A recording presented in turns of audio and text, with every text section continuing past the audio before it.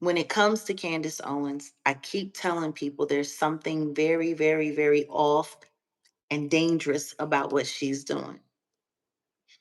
Um, Not only that,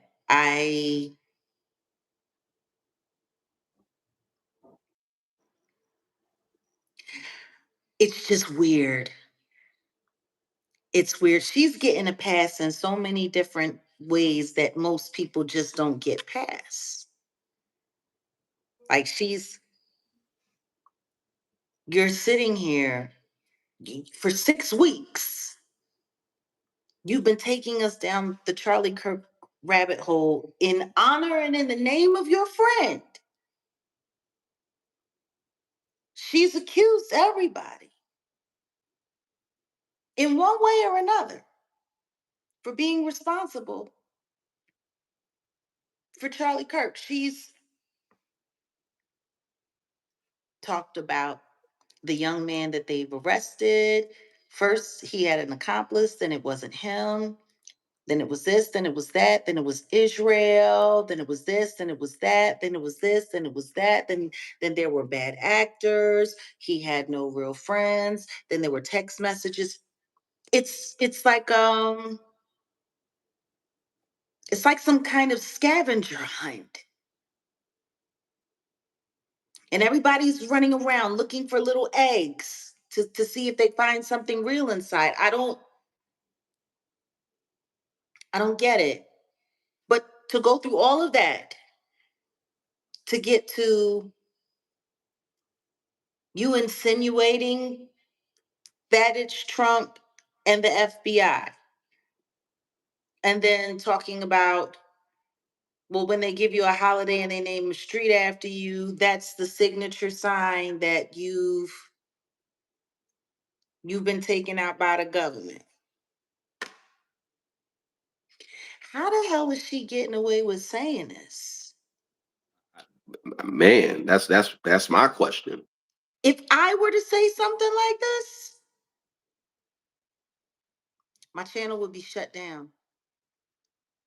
I would be demonetized immediately.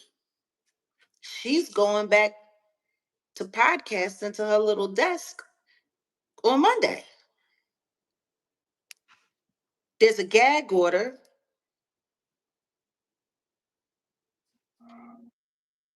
I think it's beyond trying to stay relevant, Melissa. Yeah. I think it's beyond that. I don't think relevancy is something that she's worried about. I think she's worried about being effective.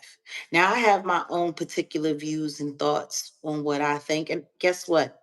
I'm not going to say them. I'm not. Because unlike her, I will not be protected. Unlike her, I won't get a pass. To hear someone ask Megyn Kelly what they think about what Candace is saying, and she gives her a glowing accolade. Oh, well, Candace is some people's cup of tea and not some people's cup of tea, just like me. I'm some people's cup of tea and not some people's cup of tea. But I believe that Tyler Robinson is the person that took out Charlie Kirk. And I've seen all of the evidence and they've showed me this and they've showed me that. And I just think that Candace is really sad and grieving because she really loved Charlie. But I believe this,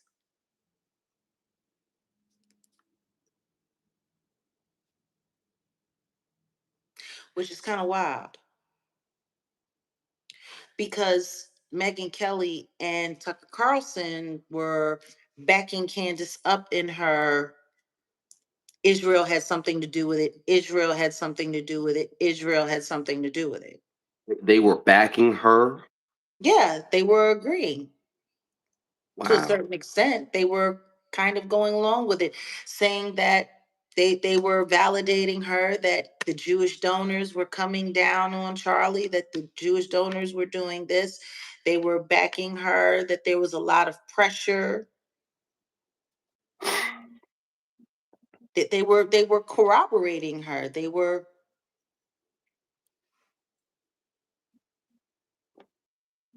I don't get it.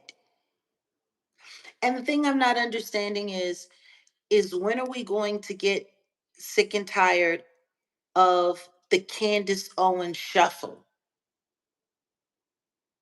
Because that's what this is. In my opinion, as far as I'm concerned, backed by my First Amendment right and all of that to free speech, I think it's all diversion. Mm, I think you're right. I think it's all diversion. My question is, there were people that were saying that her and Charlie weren't really that close to friends.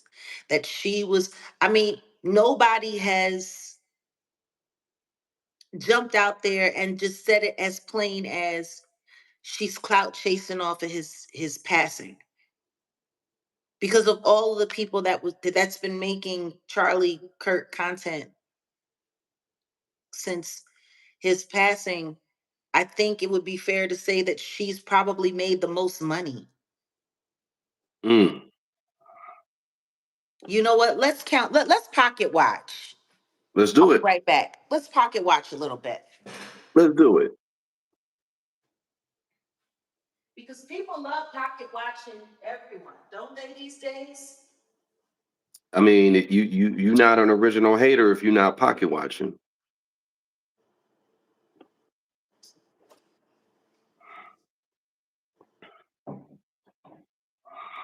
My bad. I just needed to grab one of my other devices. So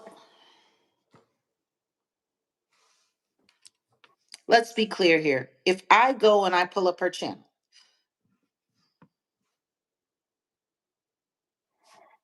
let's look at how much money. Let's just look at the views. How about that? How about we look at the views?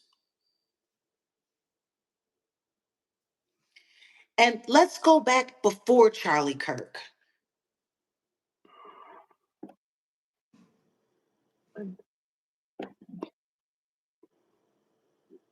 I mean, Well, this is if pretty we run it back, if we run it back, like it, I was talking about credibility because the most recent incident that I can remember attached to Candace was the situation with Macron. uh-huh. And she said some outlandish things about his wife. There was supposed to be some litigation going on. And then all of Hmm. a sudden, we don't hear too much about that. Supposedly Oh has some no. ties to the White They're House. talking, she's not talking about Brigitte Macron at all anymore. I know. At all. It's so funny. When I first started questioning why she was so concerned with matters that had absolutely nothing to do with American politics or with American tragedies or any of that. I'm just trying to figure it out. It was Macron, Macron, Macron, 2.2 million views. Now, when she speaks about American issues that aren't so great, it sticks to somewhere around 1 million views. The United States of Israel, 1.1 million views. 1 million views. Okay. I just got subpoenaed. Like she's always like really, really, really on these hot button. Oh, Brigitte Macron, 3.6 million views. Brigitte Macron, 1.2 million views. And then Epstein, those Epstein numbers started really going down. And then Brigitte Macron sues me for defamation. Now let's take a look at when this video was. This was 3 months ago. That kicked up the second that she got sued. 2.4 million views, right back up. Yeah. Okay. And let's just be clear, 2.4 million views for one video, that's about like 25 grand. Is Am I it? wrong? That you might be right. That's somewhere between, like, all depending on how the monetization works. We're talking about anywhere from 17.5 to 25 million bucks. Especially if you're adding in all of those super chats that she gets, and she gets tons of them. Tons of them. Uh so yeah. So then, all right, so here we go. 3 months from the time that she's getting sued. 2.4 million views. She pops back to the Epstein, that goes down a little bit, comes back to Macron. 2 million views. So we're talking about damn near another 20K there. So that just in itself, two videos, we're talking about almost 50K. Yeah. Okay. So then she goes back talking about Epstein again. Oh, presents proof that that's 1.8. This is when she first starts getting into all of the proof, all of the proof. 1.8 million. Like, I'm just sitting here looking. And then Trump, Israel, Trump, Brigitte Macron, back to that 1.8, insane update, 1.4 million, Macron. And then it starts to go down a little bit. Drama Club reunion, Macron, Zelensky, that's just a little under a million. Up, Macron gives his victim, okay, 1.3 million. Like, she was living on this. Mm-hmm. 1.8 million, 1.4 million. And then as that starts to die down, Charlie Kirk. So just off of this whole Macron thing, we're talking about at least damn near like 15 million views. Yeah. 15 million views, even if you're averaging the YouTube payout at 7 to 10,000 per million,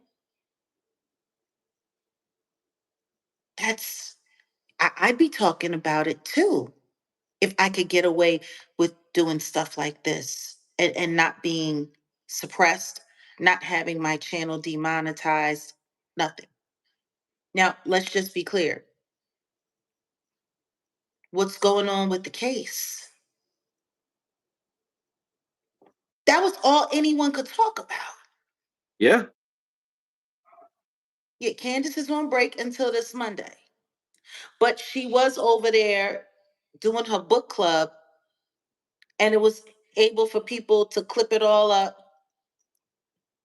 of her. No, notice she didn't accuse the president and the FBI lightweight of taking out Charlie Kirk on YouTube. She did it on another platform and then allowed other people to clip it up so that they could run with it. So her image, her brand could still go viral and she not be held accountable for it here on this space.